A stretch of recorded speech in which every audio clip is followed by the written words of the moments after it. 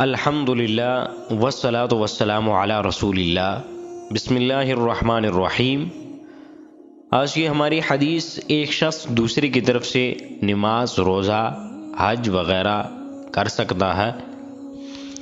حضرت عبداللہ بن عمر رضی اللہ عنہما سے سوال کیا جاتا، کیا ایک شخص دوسرے کی طرف سے روزہ یا نماز ادا کر سکتا ہے؟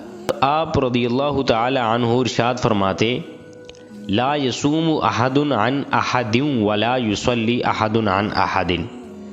ایک شخص دوسرے کی طرف سے روزہ نہ رکھے اور کوئی شخص دوسرے کی طرف سے نماز نہ پڑھے۔ اب حدیث کے اندر تو یہ صاف واضح ہوا، حدیث کی تشریح سے اور فقہاء اکرام کے نزدیک اور بالخصوص حنفیہ کے نزدیک اس کے متعلق وہ کیا فرماتے ہیں۔ اس روایت سے ثابت ہوا کہ خالص بدنی عبادات مثلا نماز، روزہ میں نیابت نہیں ہو سکتی۔ فقہاء اکرام نے فرمایا کہ عبادت کی 3 قسمیں ہیں، بدنی، مالی، مرکب۔ جس میں بدنی مشقت بھی ہو اور مال بھی صرف کرنا پڑے، یہ مرکب ہوتی ہے۔ بدنی عبادت نیابت نہیں ہو سکتی، یعنی ایک کی طرف سے دوسرا ادا نہیں کر سکتا۔ مالی میں نیابت بہرحال ہو سکتی ہے، جیسے زکوٰۃ اور صدقہ کسی اور کی طرف سے دے دیا۔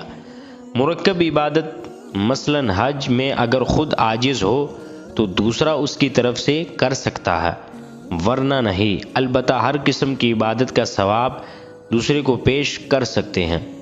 اللہ رب العزت ہمیں خود عبادات، نماز، روزہ ادا کرنے کی توفیق عطا فرمائیں۔